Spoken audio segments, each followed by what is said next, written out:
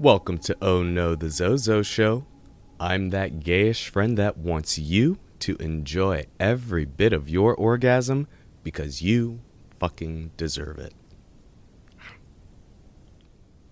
Well, hey everyone, sorry about the loopy schedule these last couple of weeks. It's just between vacation and kids and marriage, and now most recently, coronavirus. All the responsibilities that I had to make sure were intact just came on nonstop, and definitely the coronavirus took us all out. But the family and everybody's doing great, and I am just glad to kind of be back on a little bit of a normal schedule. But again, sorry for all the loopiness.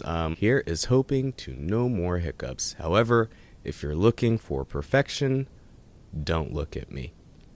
Now, I embrace all my flaws and my shit stinks just like everyone else's. I do like to say that I flush before it hits the water. However, the amount of pressure that I put on myself wanting things to be perfect and wanting things to go exactly the way I planned really put me kind of in a little bit of a depressive state, because I have goals that I need to accomplish. I have things that I need to get done, and I can't let anybody or anything get in my way. Yes, I can. I got a household to take care of. I've got responsibilities to take care of. And I said, fuck it. You know what? Let's just talk about it. Let's talk about perfection. Okay, so yes, as I mentioned, I tend to be a little bit of a perfectionist, but I'm a terrible perfectionist. Like, I'm probably one of the worst perfectionists. And I'm sure there is someone in your life where perfectionism seems to dominate their complete personality. They also may believe that for something to go well, it must go exactly as they imagined or planned it would go.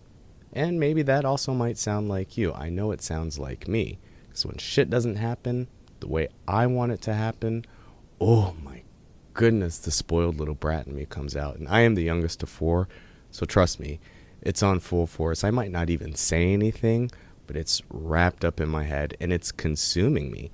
And while perfectionism has become synonymous with overachieving, there are many consequences that can come with this way of thinking, especially when it relates to your sexual well-being and your mental health. Okay, so perfectionism. What is it? If it's even a thing. Perfectionists typically feel a strong need to be or appear to be perfect.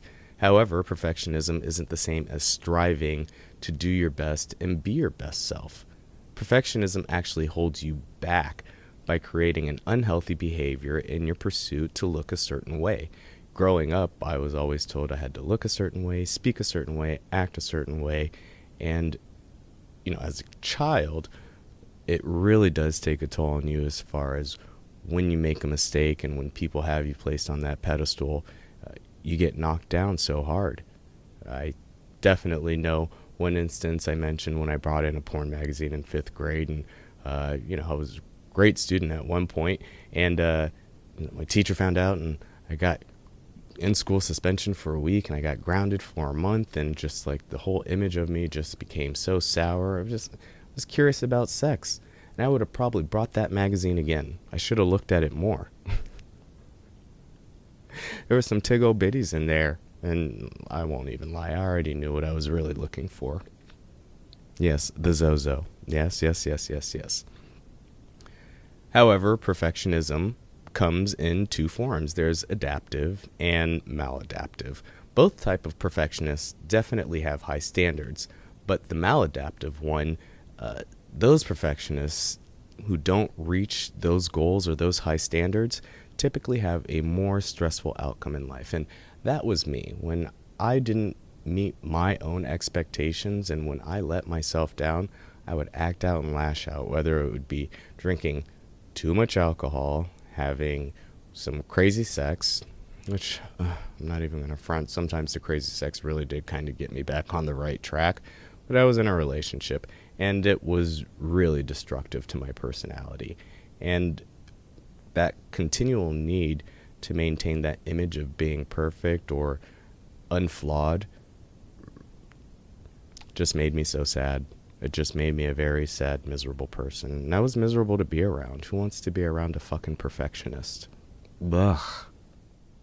But regardless of which type of perfectionist personality you might have, you put harsh standards on yourself. Babies, I'm gonna need you to reel it in and snatch it and stop it.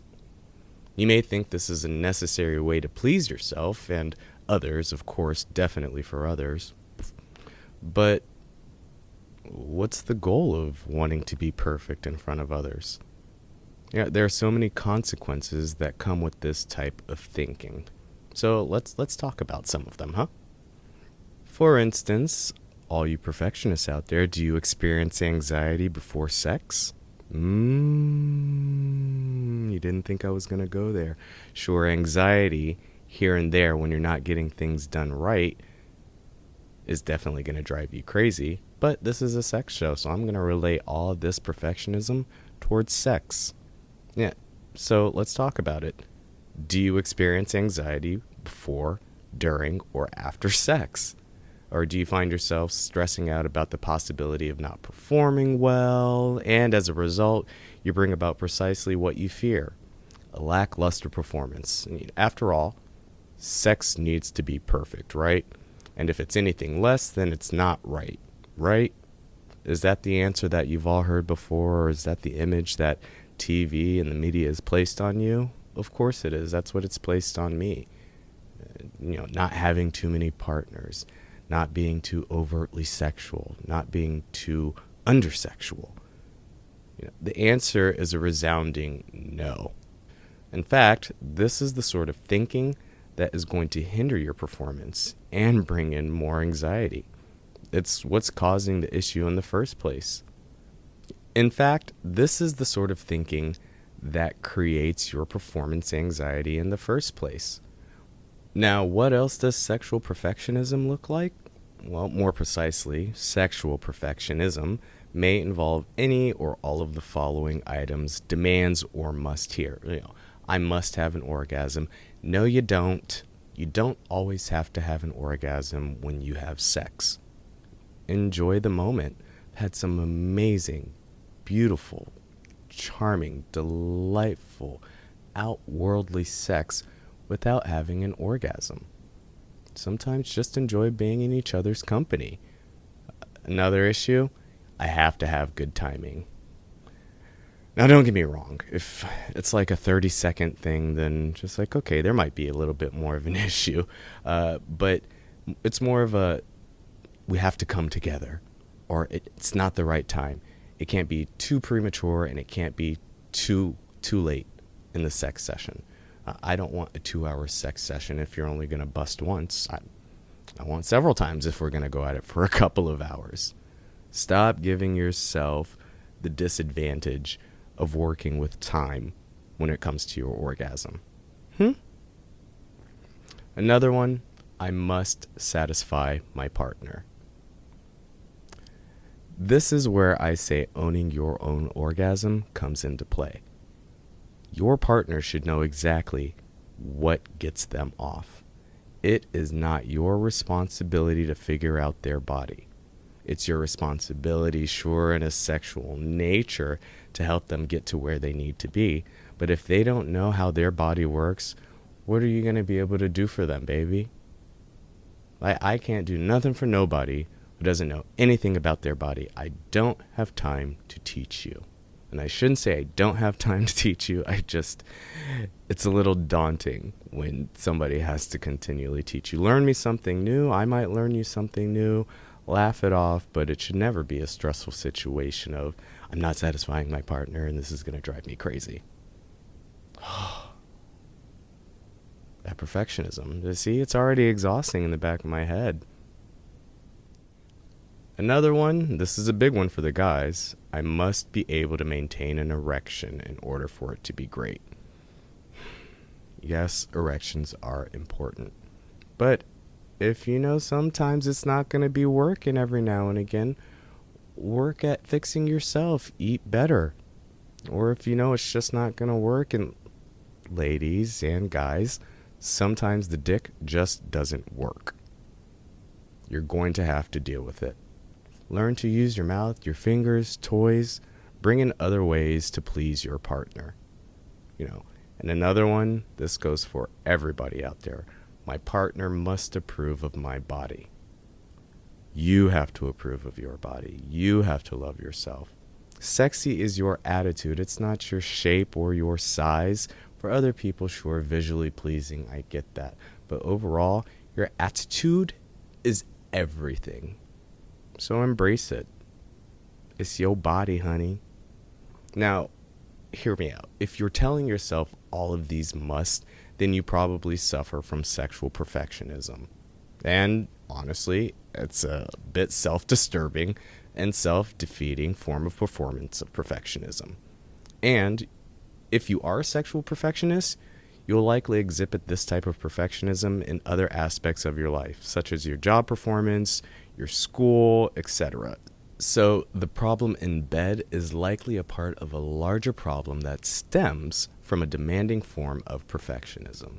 That's right, your sexual perfectionism, when it's a bit lackluster and you're not doing the things that you feel you're supposed to do, is likely going to equate into you not being able to do other things in your life that you feel you would normally be capable of doing. But Zozo, what if, and how can I? Well, let's say, so many questions. No. You just need to dig deep inside of yourself and figure out who you are. And here's the point of it all. Perfect sex is not an unreasonable idea to shoot for, but there is a fundamental difference between aspiration and a requirement or demand. And if somebody is demanding it from you, then I guarantee you they've got a whole lot of other issues internally as well. It is quite reasonable to aspire to have perfect sex, but it is unrealistic. I mean, those demands that you have to be perfect because this is impossible or damn near impossible should really make you more aware of where you are with your own sexual powers. Instead, why not just work on improving your performance, bit by bit, little by little, baby steps. Trust me, that's some liberating shit. You are going to have a fun time. Like, oh, I didn't do this way. Like, what if I tried it this way? No singer sings the same song twice. Also, as discussed, sexual perfectionism is typically a part of a larger, more perfectionistic tendency. Perfectionistic. Is that a word? Sure, I'll go with it. But like I was saying, sexual perfectionism is typically a part of a larger perfectionistic tendency that can also create stress in other aspects of your life. Try not to let it get there. And working on these wider tendencies can also help you overcome your sexual perfectionism. If you have a little oopsie, it's oopsie. Now, the idea of magnificent sex definitely awaits you. I just want you all to understand it's not always going to go the way you want it to go. Let's get to a Nookie Fact. Nookie Fact for my Team Swirl folks. A record 15.1% of all new marriages in the U.S. consist of spouses from a different race or ethnicity. That shit makes me so happy. I love mixing all that up. Just mix it all up. That's extra. Anywho, happy Nookie Facts and back to the show. Mwah. Thanks for tuning in with me this week. And remember, perfectionism, especially when it comes to sex, is not a thing. Make sure you're conscientious of your partner. Make sure that you're handling business the way you're supposed to be handling business. But don't be so hard on yourself if things don't go the way you planned out. As always, love and peace. And if you like what you heard and see, please like, subscribe, follow, share, or email me at zozo@thezozo.com. And I look forward to seeing you all next week. As always, love and peace. This is Zoe. Mwah.